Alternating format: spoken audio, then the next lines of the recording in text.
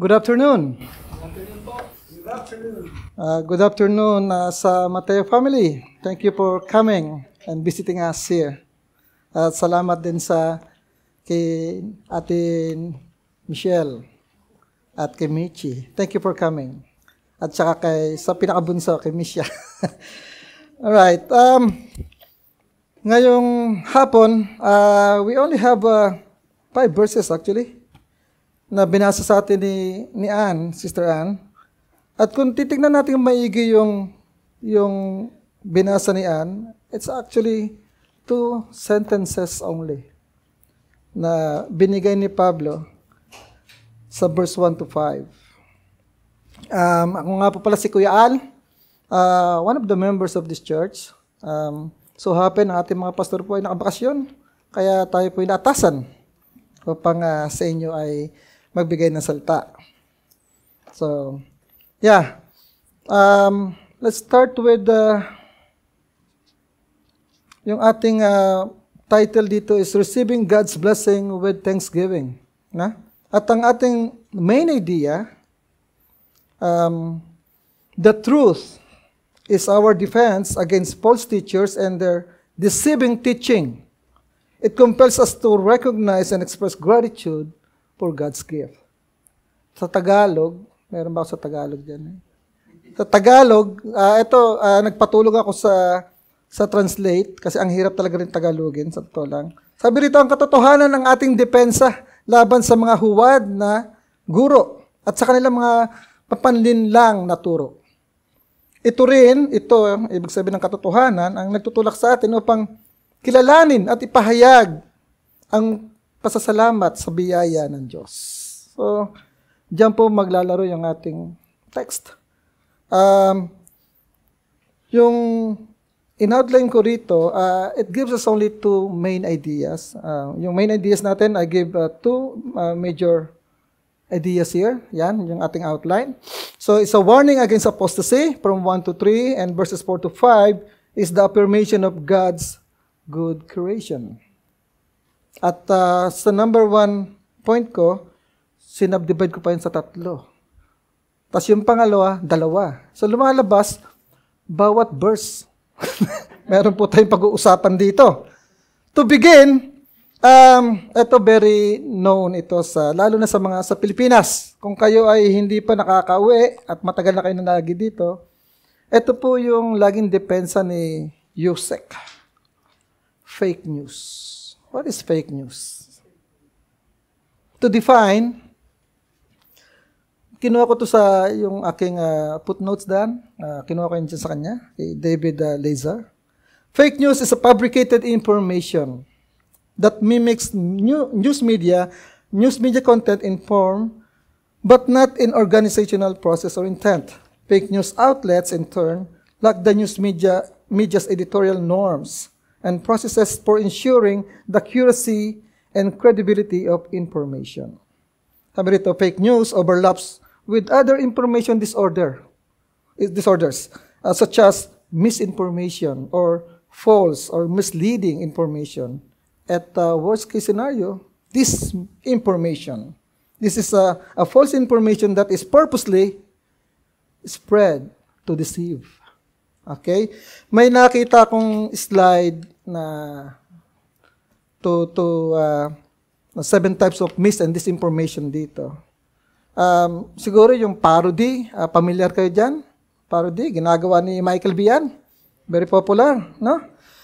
Among these slides na to, sige pa, isa pa may. Yan, sa slides na yan, ang very alarming dito is,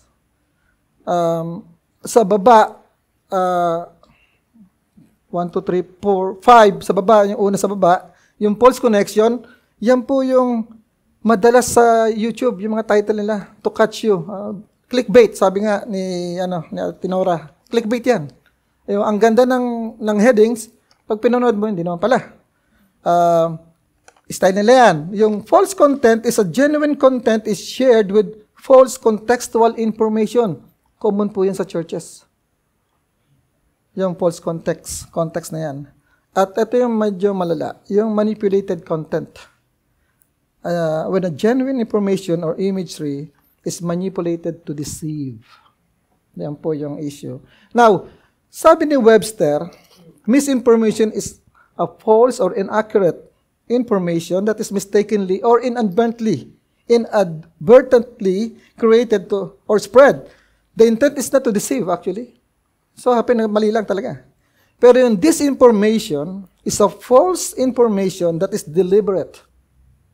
So may intention. It's created to spread in order to influence public opinion or obscure the truth. So disinformation po ang tawag pala doon. Now sa chapter 4, ito po yung topic na gustong klaruhin ni Pablo. Pag tinignan natin may from 1 to 3, Paul is urging or giving a command to Timothy to organize the church in Ephesus. Sinimulan niya sa mga lalaki, ganito kayo mag-behave, babae, ganito kayo. Tapos, magdasal kayo. Pag-pray nyo rin yung mga pinuno. Mabuti sa inyo yan. It will give you peace. And then he go on to yung mga leader, yung quality niyan. Yung mga elder, gusto mag-elder, ganito kayo dapat. Yung mga deacon, gusto yung tulungan yung elder, ganito kayo dapat. Because that is good. And then sa chapter 4, nag-iba na ng tono si Pablo. Dito yun na sinimulan yung sinasabi niya na Paul's teachers. Hindi lang po yan makikita sa sulat ni Pablo dito sa Timoteo. Sa 2 Corinthians, meron din siya sulat dyan. So, ibig sabihin, sa Corinto, sa simbahan sa Corinto, nangyayari din. Meron din about another Jesus, different spirits, and different gospel. Sa Galatians, unang-unang letter ni Pablo, legalismo ang issue sa simbahan. Sa Colossians, ganun din. Legalismo, blending of religion, Greek philosophy, mysticism, at saka yung supremacy ni Christ, kino-question nila or china-challenge nila. Titus, though Titus is an apostolic letter, mayroon din issue doon about Paul's teaching. At dito rin po sa Timothy. Sa Timothy 1 pa lang, sinasabi niya sa chapter 4, may issue. Let's move on to the first topic. The warning against apostasy. Yung image na yan, pag tinignan niya. Dalawang image yan, right? Mukhang tupa, mukhang, ano ba sa Tagalog yung wolf? Ano Tagalog yung wolf? Lobo. Yan, mukhang lobo. Okay? Mukhang tupa, mukhang lobo.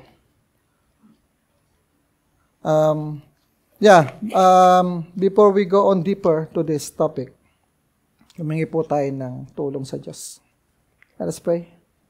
Panginoon, maraming salamat sa hapong ito. Bigyan mo kayo ng pagkakataon. Lord, tulungan niyo po ang iyong lingkod. Tago niyo po ako sa iyong likod at maihalag lamang ang iyong katotohanan. Holy Spirit, we ask you to be with us. Help us, Lord, and give us insights, Lord. May you open our eyes and ears so we may hear your truth from this word. Lord, all through this gospel, this preaching, may your name alone be lifted up and glorified. In Christ's name we pray. Amen.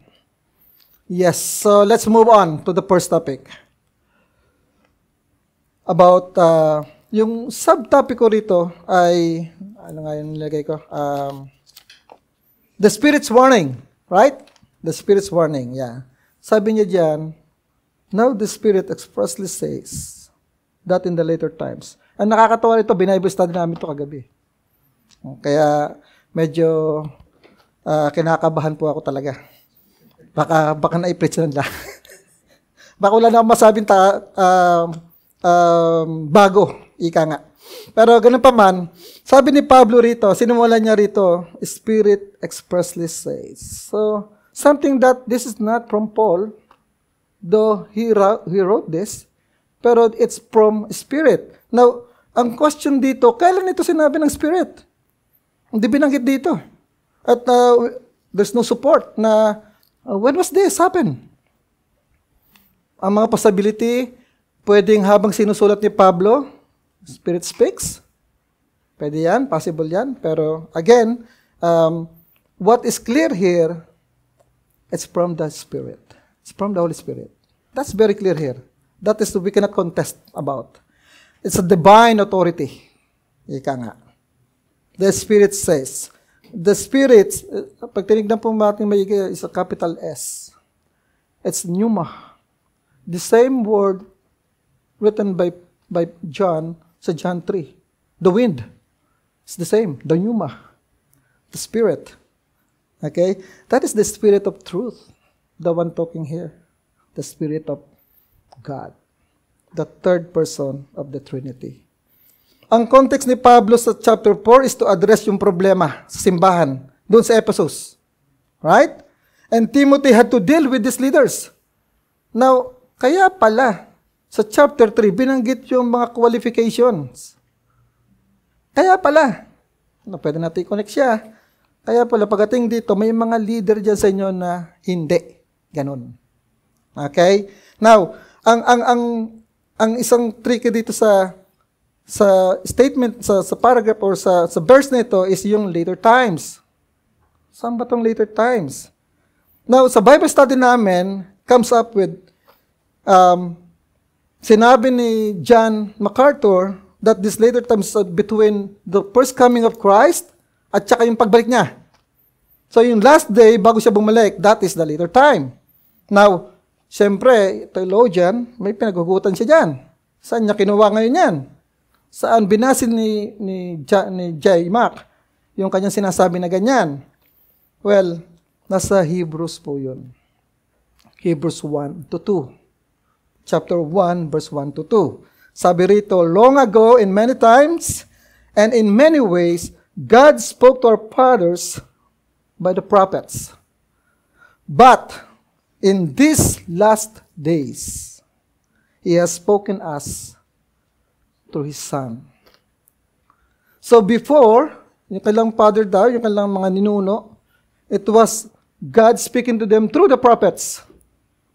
Pero sabi niya, in these last days, God spoken to us through His Son. So kailan nangyari yun? When Christ came here. That was the last days. Until His coming. Doon po kinuha ni John MacArthur yan. Doon niya in-interpret yan. From the last day means, pagdating ni Kristo, when He give that command, yung kanyang mga sermon, yung kanyang mga doctrine, until He will come back. That is the last day. So mga kapatid, we are in the last days. Kaya nga yung mga Thessalonica, ganun lang yung reaksyon.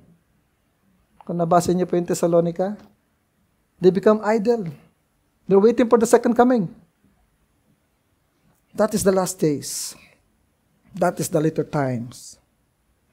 So, ang sinasabi rito ni Paul, these days that we have, some will depart from the faith. Some will depart from the faith. That is a bad news, by the way. This some is actually those in the church of Ephesus. This some na sinasabi ni Paul dito that will depart from the faith is part of the church. Kabilang po ito sa simbahan sa Ephesus. And sad to say, they will depart from the faith. That's the Spirit saying. They will. Pretty sure they will. Meron akong isang example na nakita. June 1997 article. Isang pastor sa Virginia, sabi niya, would rather preach on Bosnia, justice, or world peace than on Bible stories or personal salvation. That's a clear example of a man who departed from the faith. And he followed on his own direction. Now, ang pinag-uusapan dito ni Pablo, by the way, is the member inside the church. Ang binigay ko sa inyo example, pastor pa. Nag-depart. Pag tinignan natin by the way, yung first 1 to 2, 3 verses, Yung una, pinapatungkulan ni Pablo yung mga membro sa simbahan. Pangalawa, yung nagbibigay ng false prophet. Pangatlo, kung ano yung content ng kanilang binibigay. Simple as that. Para makita natin yung overview. No? Some will depart. This is real, mga kapatid. Ang tawag po dyan, apostasy. Yan po yung term dyan, apostasy. Those who fall away from the faith. Ang tawag po dyan, apostate.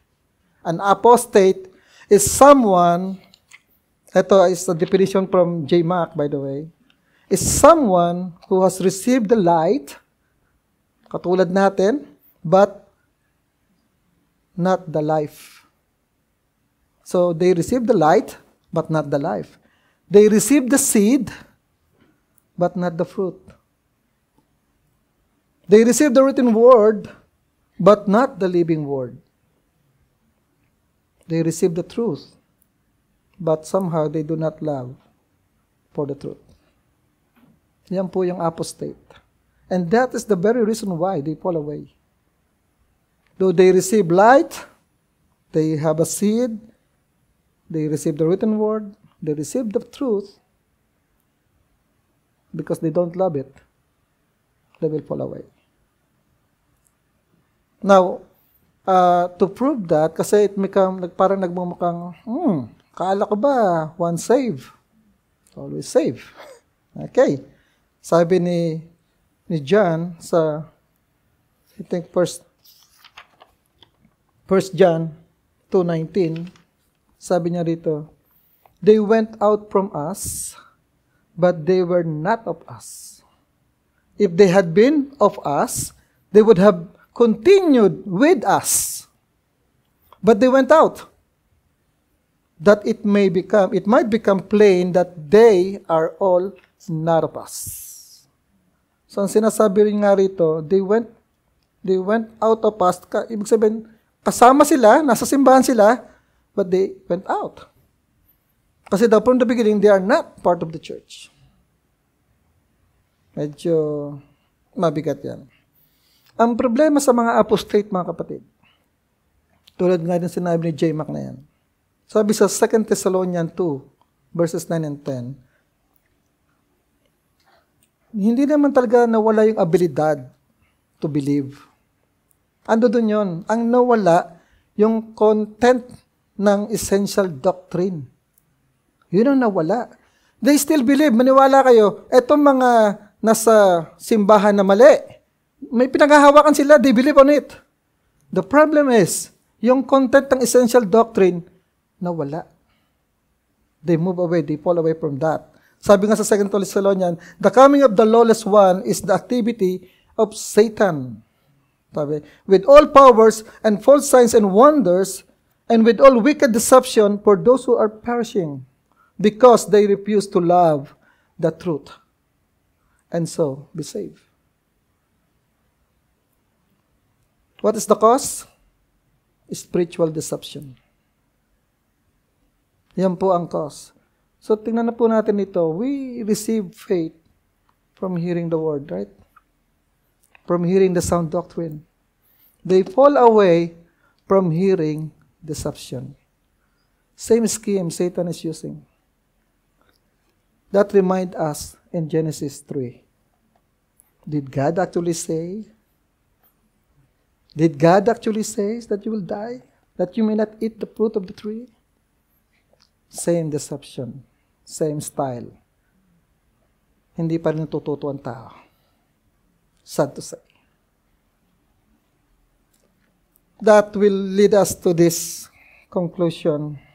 The Holy Spirit explicitly warns us that people will abandon their faith in the later times. Hear it from our Lord Jesus Christ sa Matthew 24, verses 10 to 14. And then many will fall away and betray one another and hate one another. And many false prophets will arise and lead men astray. And because lawlessness will be increased, the love of many will grow cold. But the one who endures to the end will be saved. And this gospel of the kingdom will be proclaimed throughout the whole world as a testimony to all nations. And then, the end will come. The word from Christ. Alam na po ng Panginoon Jesus yun. Paul's teaching are already at work in our world, in our churches. Who are prone to be deceived? In our application, who are prone to be deceived ng mga ganitong klaseng katuruan? Sino sa tingin nyo ang prone na ma-deceive ng mga ganyang katuruan? And how can we stay anchored in the truth, mga kapatid? How can we stay holding the truth?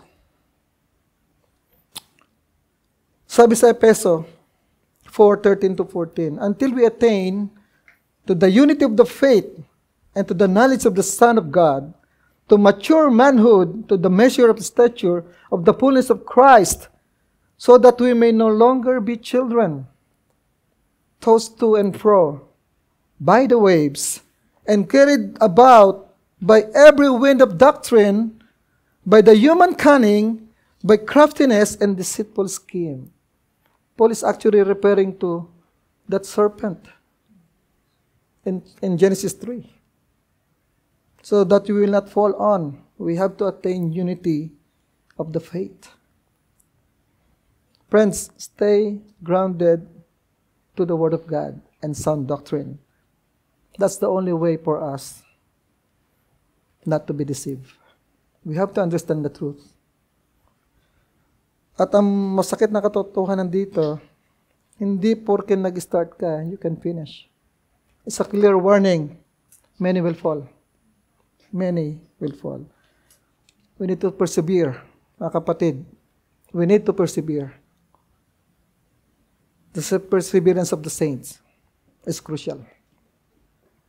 That leads us to the second topic in verse 2. So, anong klaseng teacher ito? Sabi rito, through the insincerity of liars whose conscience are seared. So, the source is hypocritical liars. Right? They're liars. Now, insincerity. Okay, insincerity. Meron akong papakita sa inyo sa board. Insincerity, yan. Pamilya ba sa inyo yan? Ano yan? You nailed it. Trojan horse. Alam niyo yung story nito? Yeah. It's a myth, by the way. It's not real. It's a myth.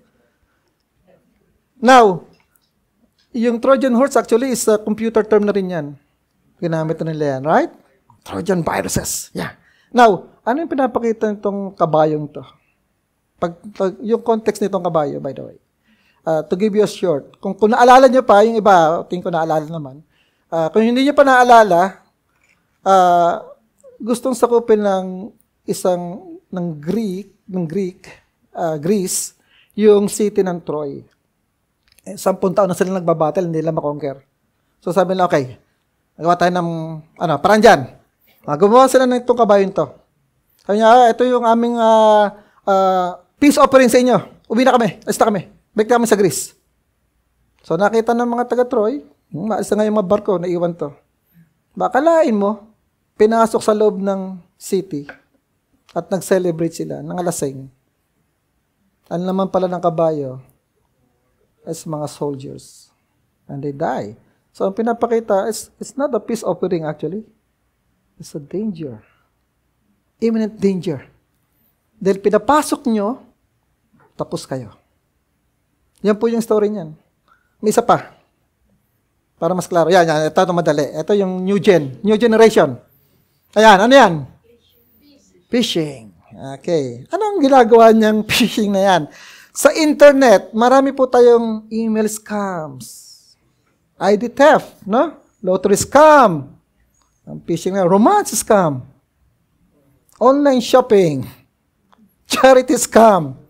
Job offering scam. Anong ginagawa ng mga scam na to? Hindi lang yun. Bago yung information, trying to entice you. Hey, maganda itong in-offer namin. All you need to do is click this one. At alam na alam nila yung weakness mo. Pag kinilik mo yan, you don't have that discernment, tapos ka na. Yan po yung kanilang scheme. Insincere po yan. It's not legit. At sino yung madaling, again, mabiktima nito? Yung hindi nakakaalam ng katotohanan. That's the thing. You have to be wise. Marami po yan. Hindi po tayo exempted dito sa UAE. Kung sinasabi nyo talamak sa Pinas yan, dito rin meron po yan. International po yan. International yan, yung sindikato na yan. That is the insincerity. Now, what about the conscience? Sinasabi itong conscience. A conscience, mga kapatid, yung conscience is a God-giving moral thing for us. Sabi sa Romans 2:15, they show that the work of the law is written on their hearts, while their conscience also bears witness. So yung law ng Diyos, isinulat sa puso nyo, along with that conscience. Guess what? Pagka tayo nagkakamali, alam nyo yun. You have that guilt feeling, we call it, right? And that conscience, conflicting thoughts, accuse, or even excuse them. Now, dalawa gagawin ng konsyensya mo. Whether you will be guilty, or gagawin mo siyang justification. Alam mo, nagkamali ka, i-justify mo yan. Para magmukhang hindi gaano malala yung ginawa mo. That's your conscience talking to you. Bakit? Kasi yung law ng Diyos nasa puso mo, sinulat na. You see how conscience works? Kung makikita niyo, kung mapapanood niyo yung Looney Tunes, laging dalawa yan. May isa rito, may isa rito. Yung isa may hello, yung isa may pork. That's your conscience talking to you. Tama? Now, tingnan niyo sinabi rito ni Paul. Ang description niya sa conscience dito, seared. Through the insincerity of liars whose consciences are seared. Ano ba yung seared? Ano ba yung seared? Pag tinignan niya po yung Tagalog version, manhid na budhi. O walang konsyensya. Manhid na budhi. Hindi ko na ito, maitim ang budhi. O manhid, o walang konsensya, mga kapatid. Etong mga nagtuturo na to, walang konsensya. At talamak ang kasinungalingan. Okay? Paul is trying to make a picture here, crystal clear.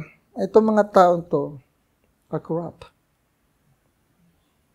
Hindi lang sila mga liars, ang konsensya nila, seared. Yung Greek word po ng seared is burned up. Ang ibig sabihin po, kumbaga sa steak, very, very well done. Sunog. Very, very well done. Hindi mo makakain. Ganyan po yung konsensya nito mga ito. Nasunog na. Ang iba ang tawag dyan, spiritual scar tissue. Yan po ang mga nagtuturo ng mga mali. Seared conscience. It's a powerful image, by the way. These people no longer feel guilt. Wala na. Ang conviction nila is to deceive. So, malala pa yata ito sa pero who hardens the heart. O parang parehas lang. Earlier, kung mapapansin nyo, yung good conscience, sabi ni Pablo sa verse 1 to 5, the aim of our charge is love that issues from the pure heart and a good conscience and a sincere faith. Tapos sa 18, verse 1, 18 to 19a, sabi niya, this charge I entrust to you, Timothy, my child, in accordance with the prophecies previously made about you, that by them you may wage a good warfare, holding faith and a good conscience. Tapos sa 3:9, para sa mga deacon, sabi niya, you must hold the mystery of the faith with a clear conscience. Every time pinapasok ni Pablo yung salitang conscience comes with faith. Pansin niyo ba yan? Magkakibat po ng konsensya is the good faith. Pero dito, ito lang kaunahan, kaisa-isahan, sa letra na to, sinabi niya ang konsensya ng mga bulaang propeta, bulaang mga ngaral, ay seared conscience. a seared conscience. Meaning, there's no faith at all, or lack of faith, or maybe no faith at all.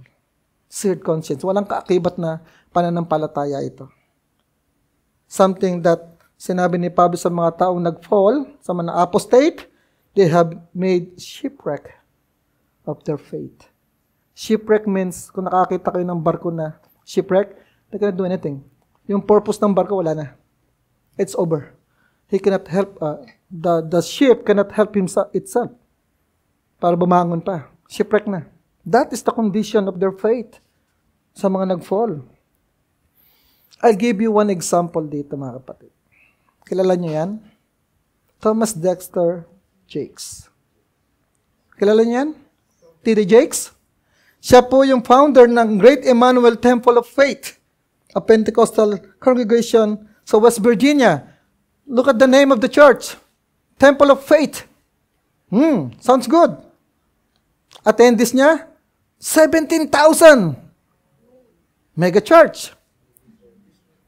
Meron siyang broadcasting sa Trinity. Ang pangalan, The Potter's House. Look at this wording.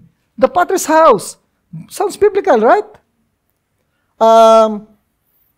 Last April lang, last month, bumaba na po siya sa kanyang trono. At ipinasa na ito sa kanyang son-in-law na si Torrey Roberts at sa kanyang anak, na pangasawa ng kanyang anak ito, si Sarah Jakes. So, officially, si T.D. Jakes ay wala na po.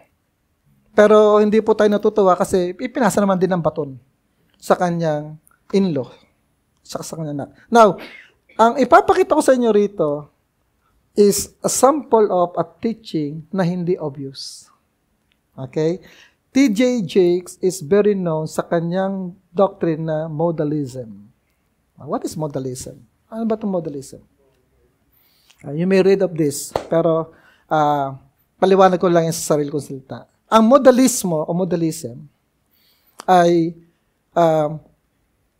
the Father, the God the Father, God the Son, and God the Holy Spirit is not as a different or distinct person. Yan po yung kanyang stand. Now, anong ibig sabihin yan? Sabi niya, nung lumang tipan, the Old Testament, it was the God the Father. Nung dumating si Christ, nag-change siya ng mode. The God the Father becomes the God the Son. And when Christ resurrected and ascended, He became God the Holy Spirit. Kasi sabi niya, hindi daw po pwedeng maging Father, Son, and Holy Spirit at the same time. Yun yung kanyang stand. That is modalism. Now, what we believe in our statement of faith, we believe in Trinity. Hey, sounds alike. Trinity. But we believe in three distinct persons. God the Father is not the God the Son, not the God the Holy Spirit. God the Son is not the Holy Spirit, not the God the Father. And the Holy Spirit is not the God the Father, not God the Son. But they have the same essence. Three distinct persons in one essence. That is the Trinitarian belief. For him, hindi ito po pwede mangyari yan. It's not. Now, anong problema? Hindi niya dinideny ang deity ni Christ. God the Son. Hindi niya dinideny. T.D. Jakes, hindi niya dinideny. Hindi niya dinideny ang Holy Spirit. Hindi niya dinideny ang God the Father. The problem is, there are only one distinct person. For us, it's a three-person, one essence. You see that one? Kaya pag pinakinggan mo yung preaching niya, yan po yung isa sa kanyang mga doktrina. Sounds alike? Right? Biblical? I don't think so. That is a seared conscience. Talagang ituturo niya yan. Tahasan niyang ituturo yan. Wala siyang alinlangan. Ituturo niya sa simbahan niya. And that 17,000 attendees believe that. Yan po yan. So Paul's teaching is spiritually dangerous. They sounds alike, biblically sound. They look alike. Okay, these teachers comes from a deceitful spirit, by the way, and demons. They're not just mistaken. Hindi lang sila nagkamali. Talagang yung false doctrine nila, Talagang yan yung ini-insist nila. And there's a lot. Alam ko, alam nyo. And there's a lot. Something to tell you. Pero hindi ko na siya, yan. Yan lang po yung gusto kong ibigay sa inyo. Hindi kasi siya gaanong halata. Now, how can we guard our conscience here? Paano ba natin babantayan to? Kasi itong mga false teacher na to, they are numb.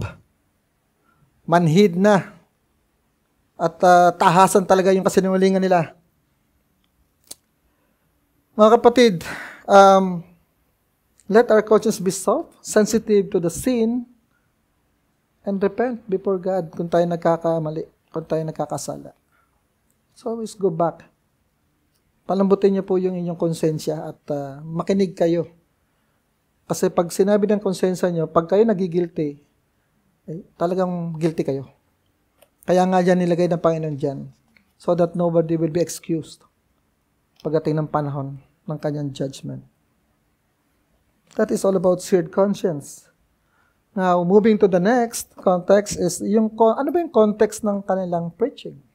Sabi rito, etong mga false teachers na to, they forbid marriage and abstinence from food.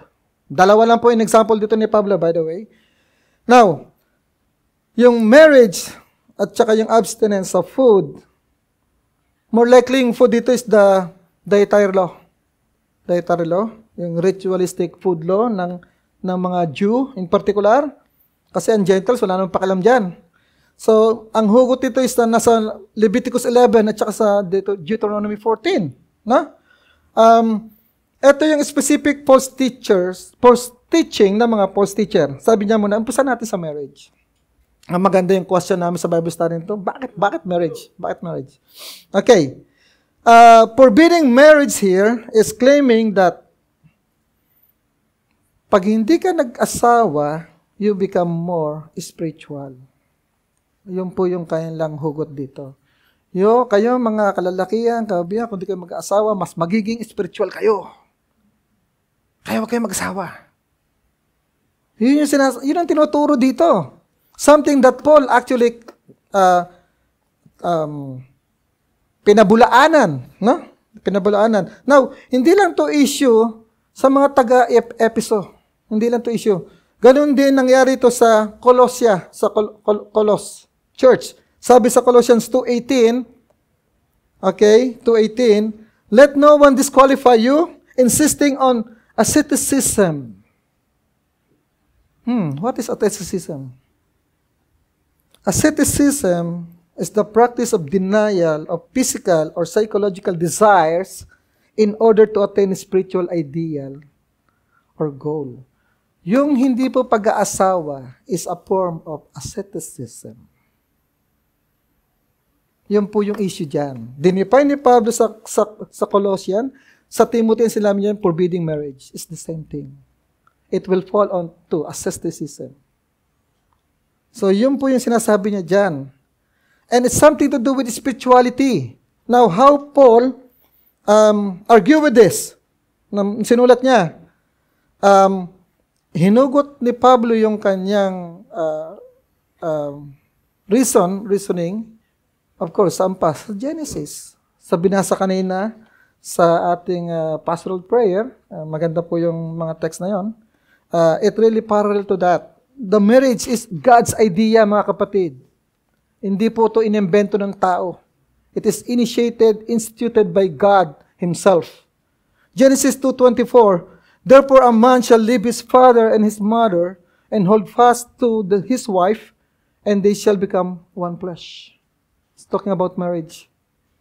Sa Mark 10:6-8, sabi rito, but from the beginning of creation, God made them male and female. Therefore, a man shall leave his father and mother, and hold fast to his wife. And the two shall become one flesh, so they are no longer two, but one flesh. The same echo, right? Ina-echo rito sa Mark. Sa Genesis 1:31, after creating everything, pati yung human, sabi ng Diyos, and God saw everything that He had made, and behold, it was very good. And there was evening, and there was morning, the 6 days. That's the completion of the creation. So actually, Paul in his mind here is on the creation. Yung kanyang footnotes o kanyang reference is in Genesis talaga. God's design for marriage is unique, by the way. Sa mga single lang, makinig kayo.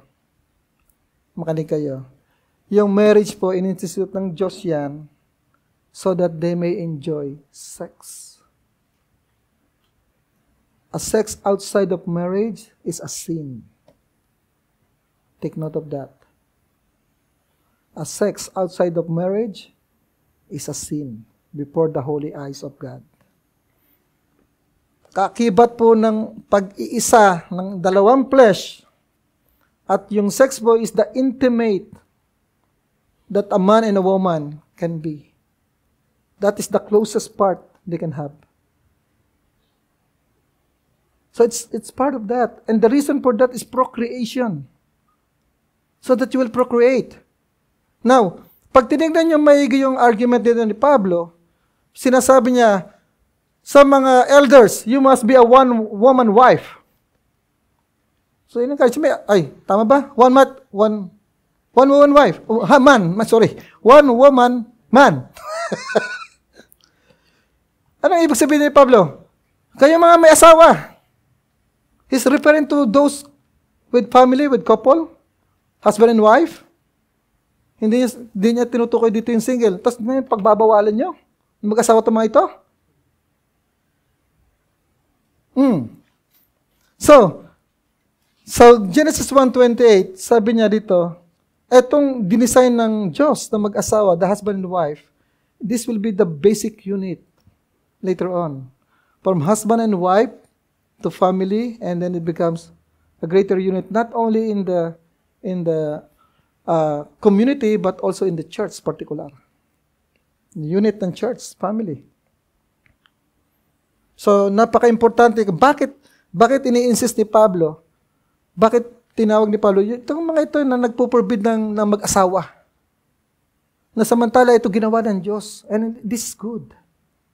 This is good. Tapos, pinagbabawalan nyo. So, ano ginagawa nyo sa Diyos? Masama? Nakita niyo yung argument niya? Yung mabuti na ginawa ng Diyos, minamasama nyo. Yan yung tinuturo nila. Second, yung sa food, abstinence, o abstinence from certain food. Hindi issue ang pagkain dito. Ang issue, may mga pagkain na ayaw nila ipakain. Right? We pray na yung ating mga workers, ma-reach sila, ma-bless din sila ng food. Ito hindi issue of food. Ang issue nila, may mga food dyan, huwag niyong kakainin. Now, bakit ganon? At ano yung implikasyon nito? Now, I don't know if you heard that word Gnosticism. Have you heard of this? It's a dualistic perspective in which the physical world is inherently evil with only spiritual world being virtuous. So lahat ng galing sa mundo, that's evil. That's Gnosticism. Pati certain food, evil. Yun ang gusto lang palabasin dito, no? Now, eto, kinuha ko to yung isa sa mga readings namin, Biblical Ethics and Overview. I think alam to ng mga nag-GTS dyan. Sabi rito, many details of Mosaic law, that is 313 laws, by the way, are either no longer binding or never meant for everyone. Okay? Now, why God give them the law? The very reason is to show that Israel is distinct nation among others. That's the reason why. Kaya binigay ang law sa Israel para magbuka silang distinct. Kasi yung ginagawa nila, yung ritual nila, kaya ganyan niya kasi ang Diyos yan si Yahweh. That's their identity. Kaya ginagawa nila kasi ganito yan sila. Kasi ang Diyos yan si Yahweh. Kaya ang ginagawa nyo, ay kasi bakit, ano ba Diyos nyo? Marami. Sino ba gusto mo? Wag. Pero itong mga ito, kaya ginagawa nila yan, kaya kumakain ng ganyan kasi ang Diyos yan si Yahweh. Bawal sa kanila yan. Nagiging distinct sila. Okay? Well, di ba yung mga churches ganyan din? Pag may pinagbawal, nagiging distinct sila sa ganyan. You can name it. Right? Kaya pala ganun sila. Kaya pala bawal putulan ng buhok. Kaya pala ang hahaba ng buhok nila. Kaya pala nakakapalda sila pag nagsisimba. They're becoming distinct, right? Nagiging identity ng simbahan nila yon. Now, dito, sabi ni Pablo, yung mga pagkain na yan, ang argument na rito, pati yung mga pagkain pinagbabawal nila. Now, kung titignan natin maigi, ano yung argument ni Pablo rito? Ano yung gusto niyang sabihin? Etong mga simbahan sa Ephesus, they received the truth from the Lord, the gospel, right? Now, what is this gospel telling them? That Christ fulfilled it all. That Jesus Christ, who died on the cross, fulfilled all these things. The law, the prophets, and the writings. At kailan napulpil ni Kristo yan? Nung namuhay siya dito sa mundo, kapiling ang kanyang mga kababayan na Hudyo. He fulfilled it all. This is the truth, mga kapatid. Nung pumunta rito ang Panginoon, that very law, siya lang po ang nakagawa. That very law, the Torah I'm talking about. And that prophets, yung sinasabi ng mga propeta, siya po rin ang gumawa nun. At yung mga nasulat, siya rin po ang gumawa nun. The truth is, Jesus Christ is the Son of God who created everything. And that everything is good. Ang ginagawa dito ng Panginoong Hesus, ibinabalik niya yung dati, yung Genesis, sa kanyang accomplishment. Nung namatay ang Panginoong Hesus sa krus, He's trying to bring us back to the same condition. Si Eva at Adan, mga kapatid, nung sila'y nasa Eden, dalawang bagay meron sila. They can obey God, they can disobey God. And what happened? They disobey God. They can obey God kasi binigyan si Adan ng roles. You have dominion over all. Pangalanan mo yung mga yan. He did it. Pero parang kulang. Hindi lagi ng kasama. And that was very good. But somehow, he disobeyed God. At yung disobedience niya na yan po yung nag-cause sa humanity na maging makasalanan. Lahat tayo nagkasala. We are all guilty. All of us have sinned before the Holy God. And God promised that from that woman, a seed will come. The seed will come to you, woman. Kala nga niya si Adan si Abel na. Nagpatayan yung magkapatid. Akala niya si Seth na, hindi pa rin pala. But still, from that woman comes the seed. Kaya nga pinreserve ng Diyos yun. God is not in the business of creating again another man from the mud. No. He said that woman, the seed of this woman will save the world. And guess what? Born of a virgin 2,000 years ago.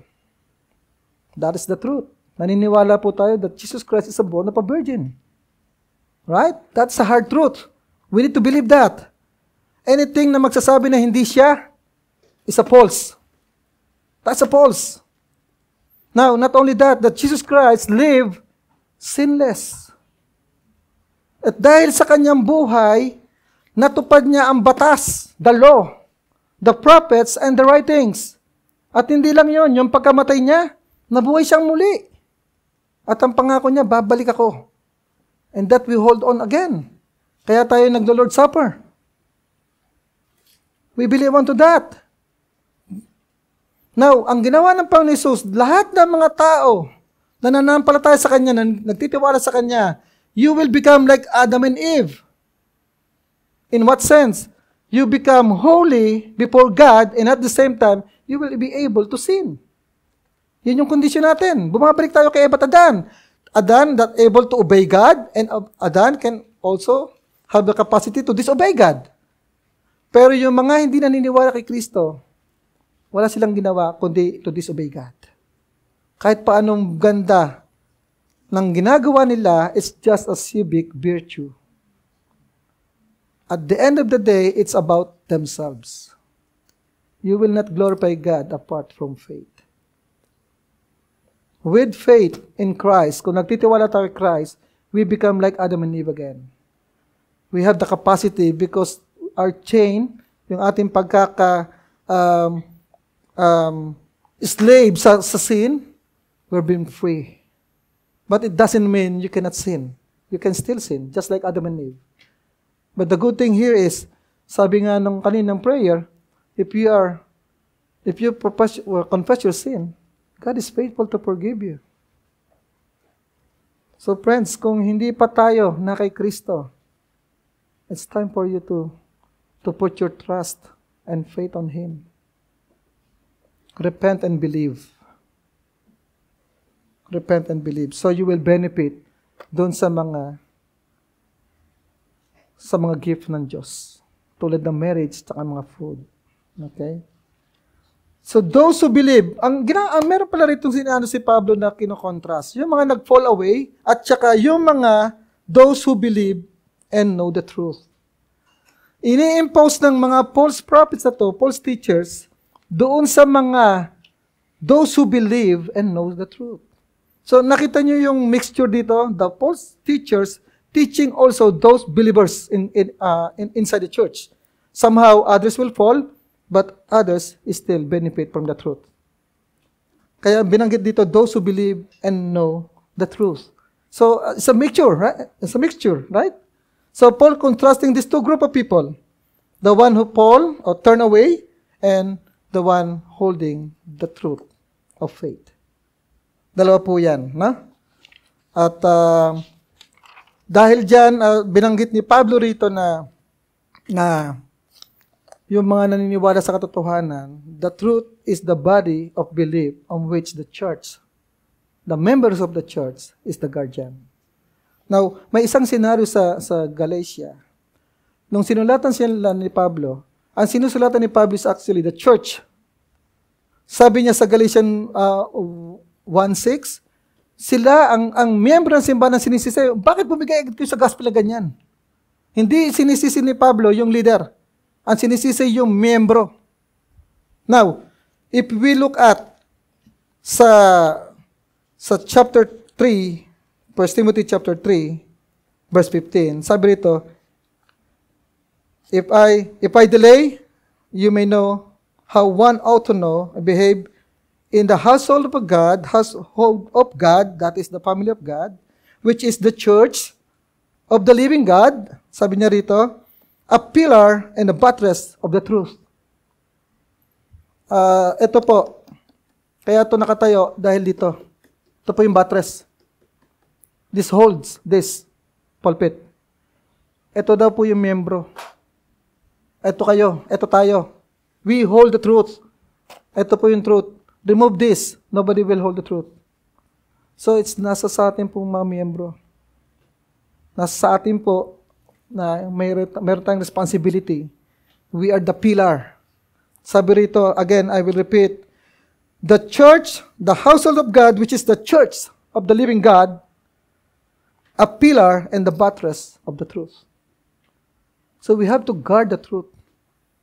Sa atin po yung kumbaga, yan po yung role ng isang miyembro ng simbahan. Kung ang pastor is to preach you the truth, tayo naman, kayo nakikinig, tayo nakikinig, we are to listen carefully if that pastor is really preaching the truth. Otherwise, we will ask them. Hindi challenge, but we will ask them. Ba't ganyan yung turo mo? We have that rights. Kaya pumamaya, kung may tanong kayo, approach me. Approach me po. So, yan po yung ating responsibility as a member. We hold the truth. Sa atin po nakasalala yan. This legalistic teaching, mga kapatid, eto mga contradicting, kino-contradict yung design ng Diyos. These are the mouthpiece of evil spirits. Hypocritical liars. I'm trying to summarize things. They are corrupt and their conscience are seared. They're trying to move you away from the gift of God. Pinoforbid nila yung bagay na para sa Diyos ay good, mabuti. At ang example dito ni Pablo is yung marriage tsaka yung food, no? Which is God's design. Para itong mga preacher na to, they rejecting the goodness of God. Yan po yung gusto lang sabihin dito. Why these people rejecting the goodness of God? Kinrate ng Diyos yan. Pag-aasawa, pagkain, tapos sabihin nyo, bawal. Yan yung argument ni Pablo rito. Paano ba natin madidiscern itong mga false teachers? I think it's a good question, no? Paano ba natin madidiscern? Now, let the Bible help us. Sabi sa Matthew 7:15-16a, beware of false prophets who come to you in a sheep clothing, yung kaninang pinicture natin, but inwardly ravenous wolves. You will recognize them by their fruit. So, number 1 is test the fruit. Pangalawa, test the spirit. Sabi sa 1 John 4, verses 1-3, Beloved, do not believe every spirit, but test the spirits to see whether they are from God. For many false prophets have gone out in the world. So, issue rin pala to, no? By this you know the Spirit of God. Every spirit that confesses that Jesus Christ has come in the flesh is from God. And every spirit that does not confess Jesus is not from God. Meron tayong isang religious sect na ganyan. They deny the deity of Christ. This is the spirit of the Antichrist, which you heard was coming and now is in the world already. Sabi ni John yan. Another is, test the doctrine, if it is sound. Sabi sa 1 Timothy, spell ko lang kung sino magpe-preach man ito. Sa Timothy 6:3-4, if anyone teaches a different doctrine and does not agree with the sound words of the Lord Jesus Christ and the teaching that accords with godliness, he is puffed up with conceit and understands nothing. He has an unhealthy craving for controversy and for quarrels about words, which produce envy, dissension, slander, evil suspicions, and constant friction among people who are depraved in mind and deprived of the truth, imagining that godliness is a means of gain. And lastly, test the gospel truth. Sabi sa Galatians 1:8-9, but even if an angel from heaven should preach to you a gospel contrary to the one we preach to you, let him be accursed. As we have said before, so now I say again, if anyone is preaching to you a gospel contrary to the one you receive, let him be accursed. That's a strong word from Paul. Let's move on to the second main point, I would say. The affirmation of God's creation. The goodness of God's creation. Okay? For everything created by God is good, and nothing is to be rejected if it is received with thanksgiving. Now, this is a theological correction or rebuke from Paul. Again, in his mind, Genesis. Right? Paul now is contradicting the teaching of the false teacher. Tama ba? Paul is contradicting the teaching of the false teacher. Okay? Yung particular dito, the marriage, at saka yung food. Yan naman ang topic ni Pablo rito, no? Now, every time this word for, F-O-R, it gives us the reason why. Bakit hindi? Sabi ni Pablo, because everything created by God is good. Creation, Genesis 1:31. Binanggitan natin kanina yan. No? That everything that God's made is good. Now, kung titignan natin yung storyline, alam natin na somehow in between, lalo na sa Leviticus, may mga pinagbabawal talaga ang Diyos. Right? Particular sa Israel. Hindi sa atin. Sa kanila yun. Now, again, ang goal is for them to be distinct from the nation. That's the very goal. Now, yung bang mga pagkain na yon nung New Testament, bawal pa rin ba? O nag-cease na? Let's learn from the Acts na nangyari kay Peter. Before visiting the centurion, nagkaroon siya ng vision, panaginip. At ano yung panaginip? Yung mga bawal. Yung mga bawal lang hindi kinakain nila.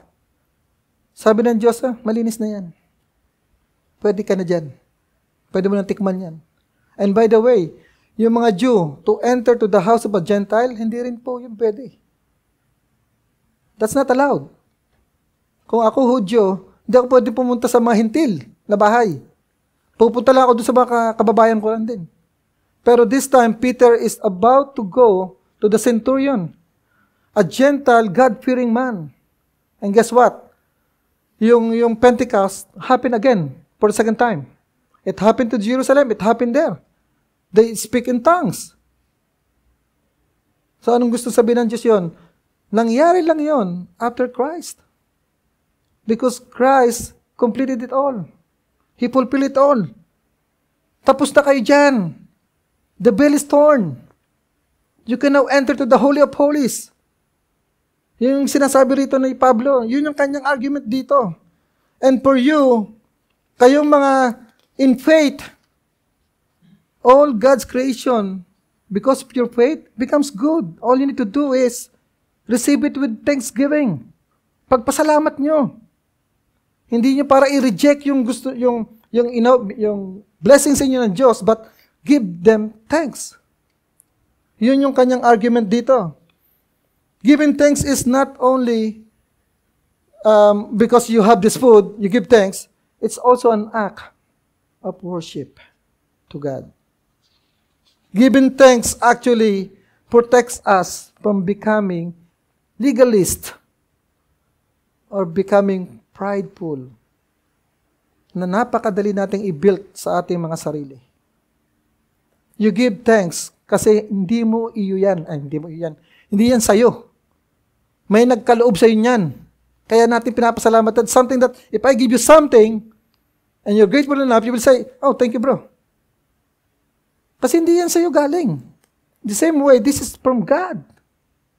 Pag di tayo nagpasalamat, you're thinking na ito ginawa mo from you, from your own. Then that builds a pride. Nakita niyo ba yun? Yung pangyayari na yan? If you're not thankful, you are prideful. You're thinking that it's because of me. Kasi magaling ako eh. Kasi yung trabaho ko, ito ako eh. Well, saan ba galing yung trabaho mo? Saan ba galing yung knowledge mo? Saan ka ba galing? Una-una. Pero ganun pa may mga taong ganyan. Mga kapatid, let us be thankful. At hindi lang po pagiging thankful yan. Hindi po natapos si Pablo na sabihin niya na nothing's to be rejected. No? Sabi niya, if. No? May sabi siya, if. Sabi niya. Ang ibig niya sabihin dito, una, nothing that God created should be rejected. That's one. Second, nothing is to be rejected if it is received with thanksgiving. Nakita niyo yung statement na yan? Una, nothing that God's created should be rejected. At pagka nasa'yo na, pangalawa, you have to give it thanks. You receive it, give it thanks. Yan po yung sinasabi dyan. Those who believe and know the truth, they will experience the fullness of God's gift. Marriage, food, and whatsoever. But those who are inclined or fall away from the teaching, hindi sila mag-aasawa, meron sila mga pagkain na hindi kakainin, hindi sila magpapagupit ng buhok, etc., etc. Sad to say, imbis na ini-enjoy nila yung gift ng Diyos, they are taught to abstain. No? And lastly, for it is made holy by the word of God and prayer. Another four. Again, nagbibuild up naman si Pablo ng kanyang argument, ng kanyang reasoning For it is made holy. Ano yung it? For it is made holy. Ano yung it dyan? The it is God's good work of creation. Or kung i-zoom out natin to, it refers to food and marriage. Kung i-contextualize natin yung it. Kasi sa text naman, yun naman pinag-uusapan. Pero in general, this is God's good work in creation. That for God's good work in creation is made holy by the word of God and prayer. Sabi niya, holy, sanctified, set apart. God's good works of creation is set apart. It is holy. Tapos sabi niya rito, holy, why? By the word of God. By the word of God and prayer. The word of God. It could be yung Genesis, referring to Genesis, the word of God, yung kanyang reference, or I would say the word of God that makes creation holy is no other than Jesus himself. In the beginning was the Word. And the Word became flesh and dwelt with us, or among us. Ang pinakamagandang definition ng Word of God dito is to. Sa Revelation 19:13, sabi niya rito, He is clothed in a robe deep in blood, and the name by which He is called is the Word of God. Yan po yung reference sa Kanya.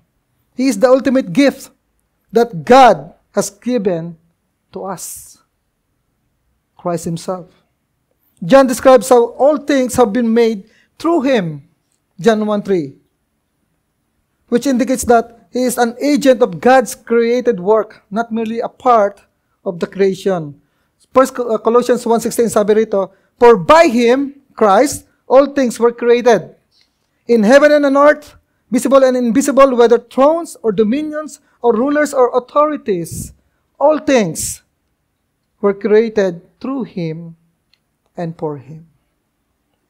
So very clear dito yung ano ni Pablo, no? That Jesus is the center of the creation. He's the Word of God. He makes the creation holy. At saka yung theology ni Pablo talaga rito is nakasupport talaga sa Genesis talaga, na kay Christ talaga. So, God's gift are made holy not through denial, mga kapatid. Just to recap this. But through the alignment from the Scripture and prayer. Prayer and thankful, they are deeply connected po, mga kapatid. Yan po yung sinabi niya sa chapter 2. Prayer, supplications, intercessions, and thanksgiving. Connected po siya. Mga kapatid, yung mga nagtatrabaho sa bangko, alam na alam nila yung peke. Hindi dahil pinag-aralan nila yung peke. Kasi dahil they spend a lot of time holding that real. Yung thickness, yung quality ng papel, yung security code, lahat yon alam nila. Hindi po nila pinag-aaralan yung peke. Pag alam mo yung tunay, madali mo nang malaman yung peke. Ganyan po sila tinitrain. And it takes a lot of time. At saka maraming bills, mga kapatid. At saka, if you're taking only dirhams, hindi po. Sa international bank, lahat po ng currency. Okay? So, it takes a lot of time. In similar way, Paul is actually telling Timothy that in the last days, some will be deceived by the counterfeit truth. Paul's teaching, and the sound is spiritual. But, they sound spiritual, but actually destructive. Just like the Trojan horse. People will forbid things that God made good. They will twist it, like marriage. And they call them evil. What the God say good, for them it's evil. So, ang problema, the church, by the way, we are shaped by what we believe. Kung ano po yung pagkakaintindi natin, that's what we will do from the community.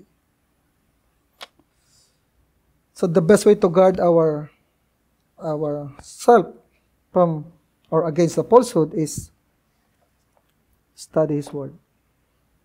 Be part of Bible study, prayer meeting, because this is the only way for us to know the truth. Nothing else. From hearing, we come in faith. Mga kapatid, maraming salamat sa hapon ito at let us pray as we close this. Father, we thank you for giving us your Holy Spirit to help us understand your word.